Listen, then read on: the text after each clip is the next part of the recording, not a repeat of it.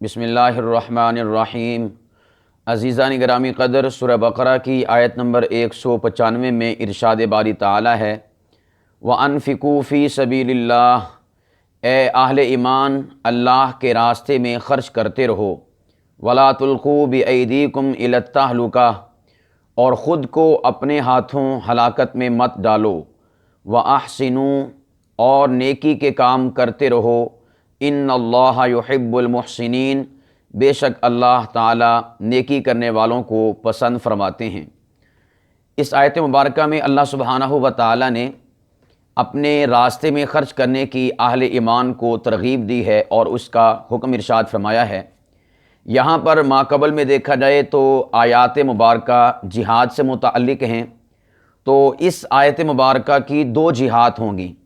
Number ایک کا جہاد کا تعلق جہاد کے ساتھ ہوگا، اور نمبر دو جہاد کا تعلق عموم کے ساتھ ہوگا۔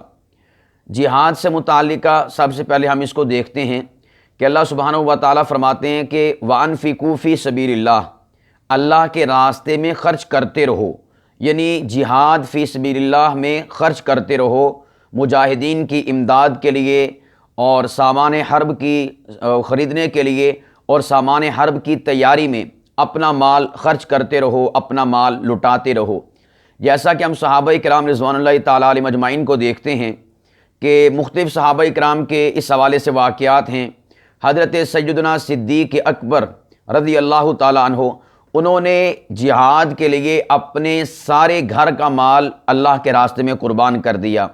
حضرت فاروق اعظم رضی اللہ تعالیٰ عنہ اپنے گھر کا آدھا سامان اللہ کے راستے میں قربان کر دیا، اور بے شمار مثالیں موجود ہیں صحابہ کرام رضوان اللہ تعالیٰ علیہ مجمعین کی۔ تو یہاں پر اللہ سبحانہ و تعالیٰ فرماتے ہیں جہاد کے لیے، قتال کے لیے، اعلاء کلمت اللہ کے لیے اور مجاہدین کے لیے اپنا مال اللہ کے راستے میں خرچ کرتے رہو۔ تو پہلی بات تو یہ ہے کہ ہم نے اس حکم پاک کے تناظر میں اپنا مال اہل جہاد کے لیے، مجاہدین کے لیے، اور وہ لوگ کہ جو اسلام کی سربلندی کے لیے برسر میدان برسر پیکار ہیں، کفر سے ٹکرا رہے ہیں اور مسلمانوں کا تحفظ کرتے ہیں، مسلمانوں کے لیے وہ ایک چار دیواری کی حیثیت رکھتے ہیں، ایک چوکیدار کی حیثیت رکھتے ہیں، پوری دنیا کے مجاہدین، ان کی ہم نے بھرپور طریقے سے اپنی مالی امداد کرنی ہے۔ زکوٰۃ کا موقع ہے تب ان کی امداد کریں مجاہدین کی، اور عشر کا موقع ہے تب مجاہدین کی امداد کریں، اور اس کے علاوہ قربانی کی کھالوں کا مسئلہ ہو تب مجاہدین کی امداد کریں۔ یعنی کوئی بھی ایسا موقع، یہ تو واجبات اور فرائض کے حوالے سے ہے، لیکن اس کے علاوہ آپ صدقات نافلہ کے ذریعے سے بھی مجاہدین کی بھرپور امداد کریں اور مجاہدین کی مدد کریں۔ اب دیکھیں، اس مدد نہ کرنے کا، جہاد کے معاملات میں اپنا مال خرچ نہ کرنے کا نقصان کیا ہوگا؟ اگر ہم جو ہیں، جس طرح آج واویلا کیا جاتا ہے، ڈنڈورا پیٹا جاتا ہے کہ یہ تو ٹیررزم کو پروموٹ کر رہے ہیں، یہ تو ٹیررسٹ ہیں، یہ تو دہشت گرد ہیں، دہشت گردی کو جو ہے پھیلا رہے ہیں مجاہدین، نعوذ باللہ من ذالک، کفار کہیں تو کوئی ایسا مسئلہ نہیں ہے، ان کی زبانیں تو ویسے پلیت ہیں، ان کا جو ہے جہاد کے ساتھ یا اسلامی تعلیمات کے ساتھ کیا تعلق؟ دکھ اس وقت ہوتا ہے جب مسلمانی کا اور ایمان کا دم بھرنے والے لوگ مجاہدین پر اس قسم کی باتیں کرتے ہیں یا جہاد کو فساد کا نام دیتے ہیں۔ تو اس موقع پر جو ہے میں اور آپ دیکھیں، اللہ سبحانہ و تعالیٰ نے مجھے اور آپ کو یہ حکم دیا۔ اب یہاں پر اگر ہم ان مجاہدین کو سپورٹ نہ کریں، ان اہل ایمان کی حفاظت کرنے والے، اہل ایمان کے چار دیواری کا کام سر انجام دینے والے مجاہدین کو سپورٹ نہ کریں، تو اس کی وجہ سے ہوگا کیا؟ اس کی وجہ سے نقصان ہمیں کیا اٹھانا پڑے گا؟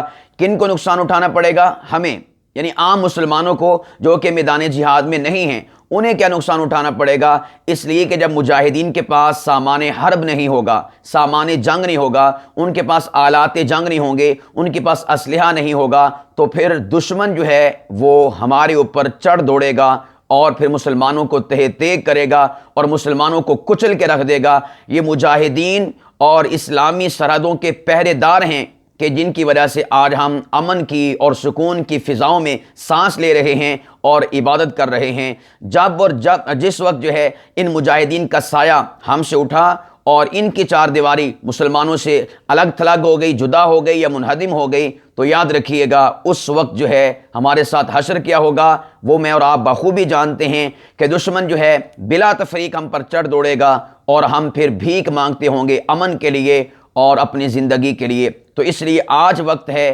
مجاہدین اسلام کی امداد کیجئے، بھرپور طریقے سے کیجئے، اپنا مال جو ہے ان کے اوپر لٹائیے اسی جذبے کے ساتھ جس جذبے کے ساتھ حضرت سیدنا صدیق اکبر رضی اللہ تعالیٰ عنہ اور دیگر صحابہ کرام نے اپنا مال، جان اور سب کچھ جو ہے، یعنی بالخصوص مال، چونکہ یہاں پر مال کا ذکر ہو رہا، جان تو وہ لے کر کھڑے ہوئے ہیں میدان جہاد میں اور سرحدوں پر، ہم تو جان لے کر نہیں کھڑے، ہم تو یہاں پر ہیں، تو اب وہاں ہم یہاں سے ان کو مالی سپورٹ کریں گے، ان کا جو ہے مال کے ذریعے سے ہم ان کی امداد کریں گے، اور وہ اپنی جان لے کر کھڑے ہیں، ادھر سے مال جائے گا تو انشاءاللہ العزیز مسلمانوں کا تحفظ برقرار رہے گا۔ اور جب ایسا نہیں ہوگا تو پھر کیا ہوگا؟ پروردگار فرماتے ہیں وَلَا تُلْقُوا بِأَيْدِيكُمْ إِلَى التَّهْلُكَةِ، فرمایا کہ خود کو اپنے ہاتھوں ہلاکت میں نہ ڈالو، اپنی جان کو ہلاکت میں نہ ڈالو۔ اگر ہم نے مجاہدین کی امداد نہ کی تو خود کو اپنے ہاتھوں جو ہے ہلاکت میں ڈالنے کا مطلب کیا ہے کہ دشمن چڑھ دوڑے گا اور جو ہے بلا تفریق ہمیں کچل ڈالے گا، تو یہ گویا کہ ہم نے اپنے پاؤں پر خود کلہاڑی ماری۔ مجاہدین کی امداد کو روک کر، مجاہدین کی مالی سپورٹ کو روک کر، جب ان مجاہدین کے پاس اسلحہ نہیں ہوگا اور اس قسم کا جدید اسلحہ نہیں ہوگا جس قسم کا کہ دشمن کے پاس ہے، تو وہ ہمارے اوپر چڑھ دوڑے گا مجاہدین کو رونتے ہوئے اور اس چار دیواری کو منہدم کرتے ہوئے، جس کی وجہ سے ہم جو ہیں خود ہلاکت کا شکار ہو جائیں گے۔ تو اللہ سبحانہ و تعالیٰ فرماتے ہیں اہل جہاد کی، مجاہدین کی، اہل قتال کی مالی امداد کو روک کر اے مسلمانوں اپنے آپ کو خود ہلاکت میں نہ ڈالو، اپنے پاؤں پر خود کلہاڑی نہ مارو۔ تو میرے بھائیوں، میں اور آپ اس وقت کے استعمار کی سازشوں کا شکار نہ ہوں۔ وہ ٹیررزم کہتے ہیں بھلے کہتے رہیں، وہ ٹیررسٹ کہتے ہیں بھلے کہتے رہیں، وہ جہاد کو فساد کا نام دیتے ہیں بھلے کہتے رہیں، آپ کا پروردگار تو آپ کو کہہ رہا ہے وَأَنفِقُوا فِي سَبِيلِ اللَّهِ کہ میرے راستے جہاد فی سبیل اللہ میں اپنا مال خرچ کرتے رہو۔ ان لوگوں کی کیا حیثیت ہے؟ اپنے رب کو دیکھا کرو، ان سب کو نہ دیکھا کرو کہ یہ کیا کہہ رہے ہیں۔ آج ہماری ذلت کی مین وجہ یہ ہے ہم ان سب کو دیکھتے ہیں، اپنے رب کو نہیں دیکھتے۔ تو آج عزم کر لیں، ارادہ کر لیں کہ انشاءاللہ العزیز ہم بھرپور طریقے سے مجاہدین اسلام کی مالی امداد کریں گے، اور مالی امداد کر کے ہم اپنا بھی تحفظ کریں گے، خود کو بھی ہلاکت میں نہیں ڈالیں گے اور دوسرے مسلمانوں کو بھی ہلاکت میں نہیں ڈالیں گے۔ فرمایا وَأَحْسِنُوا نیکیاں کرتے رہو، یعنی یہ اللہ سبحانہ و تعالیٰ نے گویا کہ ایک نیکی کے طور پر آپ کو حکم دیا ہے۔ فرمایا کہ نیکی کرتے رہو، ان اللہ یحب المحسنین، بے شک اللہ سبحانہ و تعالیٰ نیکی کرنے والوں کو پسند فرماتا ہے۔ تو مجاہدین کو امداد کرنا نیکی ہے، مجاہدین کو امداد کرنا، مالی امداد پیش کرنا یہ خیر ہے، یہ شر نہیں ہے۔ آج کے زمانے میں لوگ کہتے ہیں نا کہ یہ شر ہے، یعنی کہ ایک شر تو وہ ہے جو مجاہدین کی صورت میں کھڑا ہوا ہے، دوسرا شر پیچھے سے امداد کرنے والوں کا ہے۔ نہیں، ہمارے پروردگار کی نگاہوں میں یہ شر اور فساد نہیں ہے بلکہ خیر کا کام ہے، کیونکہ پروردگار نے پہلے حکم دیا کہ مال خرچ کرو اور اس کے بعد کہا وَأَحْسِنُوا نیکیاں کرتے رہو۔ گویا کہ اللہ سبحانہ و تعالیٰ نے مجاہدین کی امداد کے لیے ہمیں جو ہے نیکی کرنے کی ترغیب عطا فرمائی ہے، اور جو ایسا کرتا ہے مجاہدین کو امداد دیتا ہے، مجاہدین کو سپورٹ کرتا ہے، فرمایا ان اللہ یحب المحسنین، یہ نیکی کرنے والا اللہ رب العالمین کو بڑا ہی محبوب اور بڑا ہی پسندیدہ ہے۔ یہ تو اس کی ایک جہت تھی جہاد کے حوالے سے اور ما قبل کی جو آیات تھیں ان کے کنٹیکسٹ کے حوالے سے۔ اب دوسری جہت کو دیکھتے ہیں، اس کے عموم کو دیکھتے ہیں۔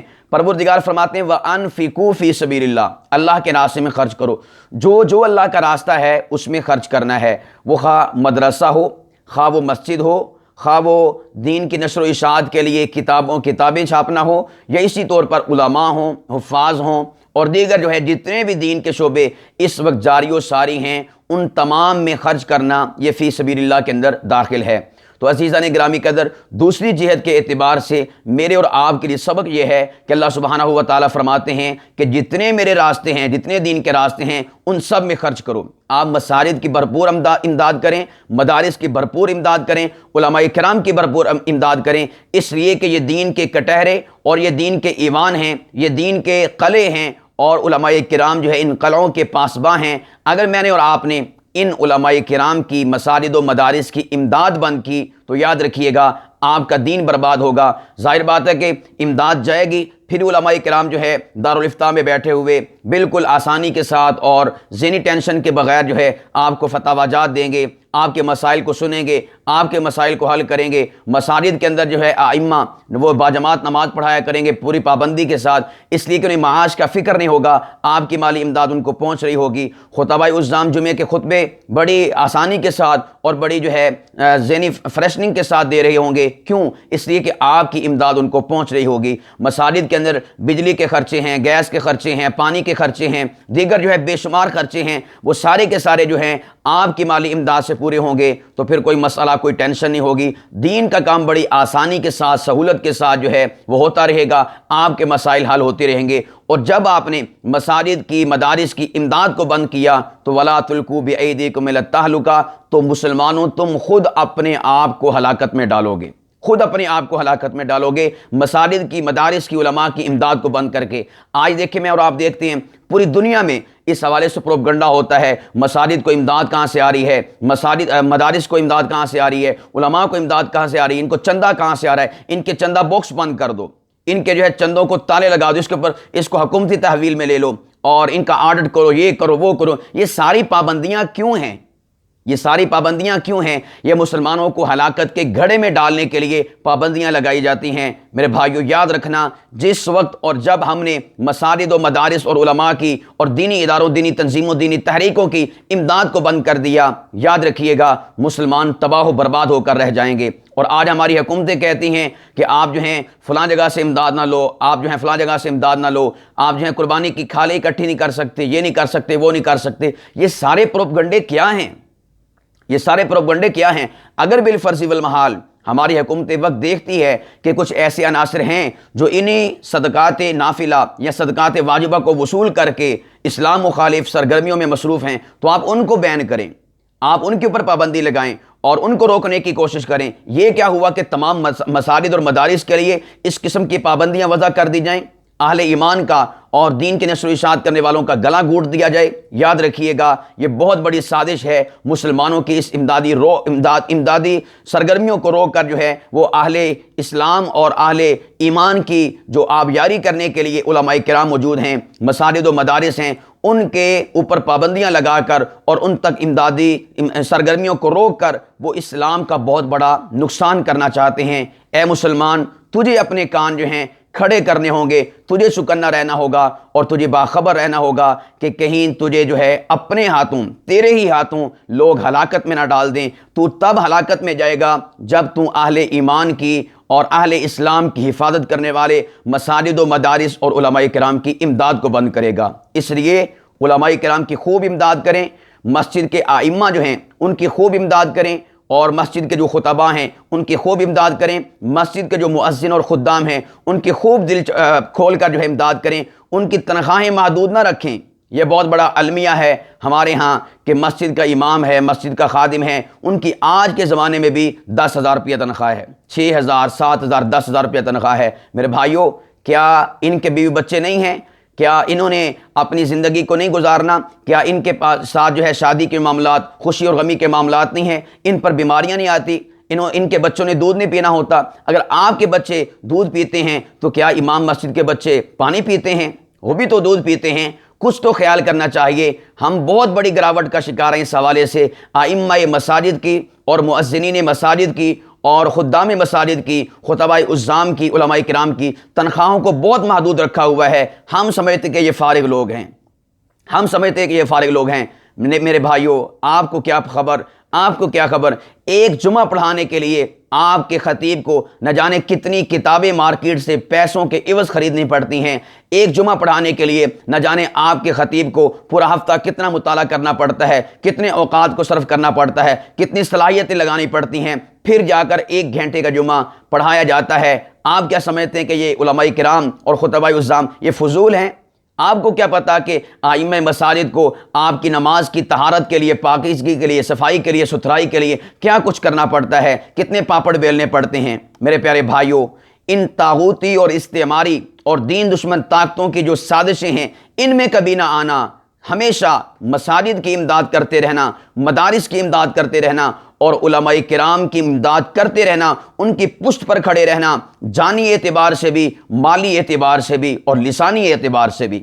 علماء کرام پر اگر کبھی ایسا معاملہ ہو جائے، اٹیک ہو جائے، آپ اپنی جان کو آگے لے کر کھڑے ہوں، علماء پیچھے ہوں گے، ہم اپنی جانوں پر جو ہے وار کو سہیں گے، علماء کرام کو تکلیف نہیں پہنچنے دیں گے، ائمہ مساجد مؤذنین کو اور خدام کو جو ہے ہم تکلیف نہیں پہنچنے دیں گے۔ اپنا مال پیش کریں اور اسی طور پر اپنی زبانوں کے ذریعے سے ان جو ہے اللہ رب العالمین کے ولیوں کا، خداوند قدوس کے ان برگزیدہ بندوں کا، اسلام کے شیروں کا، اپنے محافظوں کا تحفظ اپنی زبان کے ذریعے سے کریں اور دنیا کو بتائیں ہم مساجد، مدارس اور علماء کرام کے پشتی باں ہیں، ہم ان کی پشت پر کھڑے ہیں۔ کوئی بھی وار کرے گا، سب سے پہلا وار وہ عام مسلمانوں پر ہوگا، علماء کرام پر وار ہم نہیں ہونے دیں گے۔ تو اس لیے دینی کام جتنے بھی ہیں ان کی بھرپور طریقے سے امداد کریں اور مال اپنا خرچ کریں دین کی نشر و اشاعت کے لیے۔ آپ کا ایک ایک روپیہ، آپ کا دیا ہوا مال جو ہے، کوئی عالم جو ہے دین کے کاموں میں خرچ کرے گا، کتاب لکھے گا اور اسی طور پر مساجد میں، مدارس میں، کسی بھی جگہ پر خرچ کرے گا، یاد رکھیے گا جب تک وہ کام ہوتا رہے گا جس کے ذریعے سے، جس کے اوپر جو ہے آپ کا پیسہ خرچ ہوا، تو آپ کو جو ہے ثواب ملتا رہے گا، آپ کے نامہ اعمال میں نیکیوں کا اضافہ ہوتا رہے گا۔ اللہ پاک فرماتے ہیں وَأَحْسِنُوا، اس جہت سے وَأَحْسِنُوا، فرمایا یہ نیکی کرتے رہو، ان اللہ یحب المحسنین، بے شک اللہ تعالیٰ ایسی نیکی کرنے والوں کو بہت پسند فرماتا ہے۔ یہاں پر ایک آخری نقطہ آپ کے سامنے عرض کرتا چلا جاؤں، وَلَا تُلْقُوا بِأَيْدِيكُمْ إِلَى التَّهْلُكَةِ، اللہ پاک فرماتے ہیں کہ خود کو اپنے ہی ہاتھوں آپ ہلاکت میں نہ ڈالو۔ تو اس سے یہ مسئلہ اخذ ہوا، ہر وہ کام کہ جو انسان کو ہلاکت کی طرف لے جائے، انسان کو جو ہے جان کے تلف ہونے کی طرف لے جائے، انسان کا اس سے بچنا لازم ہے اور اس کام کو کرنا یہ حرام ہے۔ مثال کے طور پر بھوک ہڑتال کر لیتے ہیں اپنی جان کو ہلاکت میں ڈالنے کے لیے، یاد رکھیے گا یہ جائز نہیں ہے۔ اسی طور پر ایسی جگہ جہاں پر کوئی وبا پھیلی ہوئی ہے، اس وبا کی جگہ پر جانا یہ خود کو ہلاکت میں ڈالنے والی بات ہے۔ اسی طور پر یہ جو ہمارے آج کل کے نوجوان ون ویلنگ کرتے ہیں، یہ خود کو ہلاکت میں ڈالنے والی بات ہے۔ قرآن کہتا ہے وَلَا تُلْقُوا بِأَيْدِيكُمْ إِلَى التَّهْلُكَةِ، خود اپنے ہاتھوں سے اپنے آپ کو ہلاکت میں نہ ڈالو۔ خودکشی کرنے والے، آپ کو پتہ بھی ہے کہ سامنے جو ہے موت ہے، آپ پھر بھی چلے جاتے ہیں تو آپ قرآن پاک کے حکم کی مخالفت کرتے ہیں۔ اس لیے اصول اور ضابطہ یاد رکھ لیں، ہر وہ کام کہ جو آپ کو کسی بھی طرح ہلاکت میں ڈالے اور آپ کے لیے ہلاکت کا وہاں پر کوئی اندیشہ موجود ہو، تو اس سے بچنا آپ پر واجب اور فرض ہے۔ اگر آپ اس کی طرف جائیں گے تو گویا کہ آپ ایک حرام کام کا ارتکاب کر رہے ہیں۔ اللہ سبحانہ و تعالی ہم سب کو قرآن و سنت کی تعلیمات کو اپنی زندگی میں ڈھالنے کی، اپنی زندگی کو ان قرآنی تعلیمات کے اوپر، آسمانی تعلیمات کے اوپر استوار کرنے کی ہم سب کو توفیق عطا فرمائے۔ وما علینا الا البلاغ المبین۔